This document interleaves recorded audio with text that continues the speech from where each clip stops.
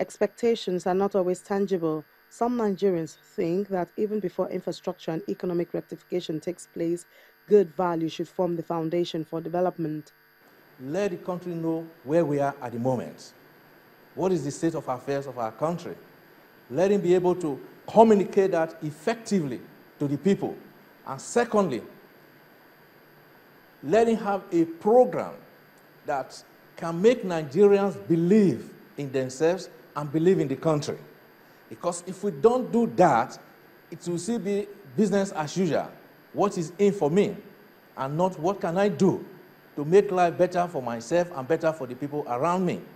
The situation we find ourselves today is, if I can get it all, it doesn't matter what happened to the rest. But it is a very wrong way of thinking, and that is why we have not done very well. And of course, education for the people. This time around, it's not just education for even the young ones, the adults. We are virtually illiterate now in this our country because all we know is money, money, money, money. It shouldn't be. Education should embrace character building, values, which we don't even have anymore. So, there should be a process of that type of education. And how would you make this happen? Right from day one, let the government recognize excellence.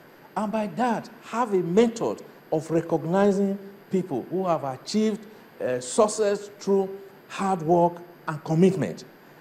From the local government, from the cities, there should be a way that people are recognized. For example, you say, okay, this person has an award.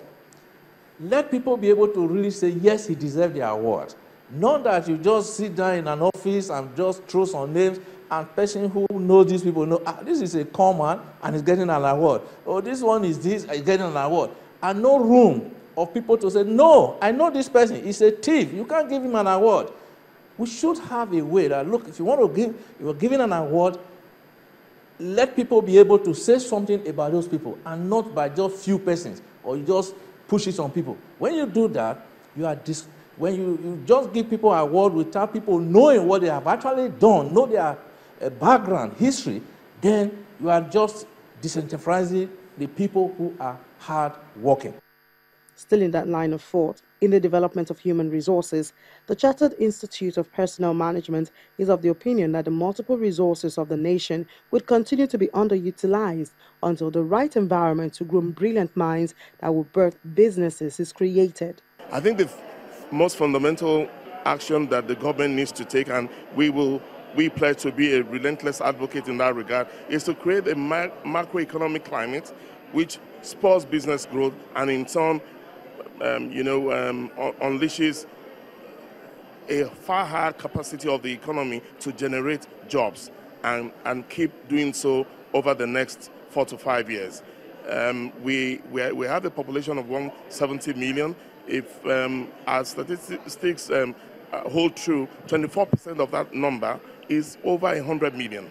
So I'm not pretending that we expect this government to suddenly, in 4 years, create a million new jobs, but they have to create the environment that's going to not only keep the current investors in our economy here and interested to continue to do business, but encourage new ones to come in here, and hopefully the multiplier effect of that change will at least give the big problem of an unemployment level of over 100 million people a big bang, and we will be well on the way to addressing some of the other problems associated with it. Secondly, we need to rebuild the educational sector at all levels, and here I mean from the curriculum, which is about the content, to the delivery of learning, which is about teachers, their quality and their reward, and thirdly, learning infrastructure that refers to the quality of classrooms, of schools, of facilities where people are supposed to be getting learning for life. Dealing with corruption is another area in dire need of action. The 2014 Transparency International report ranked Nigeria the 136th most corrupt country in the world and the third most corrupt country in West Africa after Guinea and Guinea-Bissau. Corruption has been described as the bane of the country's development. Corruption eats deep into the fabric of the nation. You cannot really do your, implement your development plans if the moral, the ethical side of the story is not good. Nigeria, for companies abroad, many of them avoid Nigeria. You know, of course, I'm not a businessman, but I do hear a lot of things. Oh, to do business with Nigeria, my God, you must have a very strong heart. There are, however, some demands which seem slanted to a part of the country. This one is from a representative of the southeastern part of the country and the south-south. What we're expecting from this government is that our people should benefit. Our people have been following PDP, they got nothing.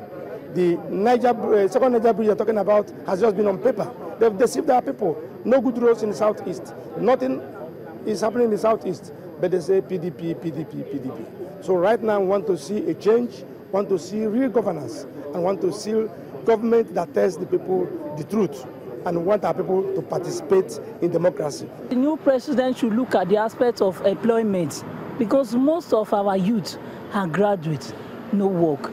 Even if you apply and you have what it takes to collect you, but they will tell you that there is no work. But there is work within, but they don't want to give it out to us.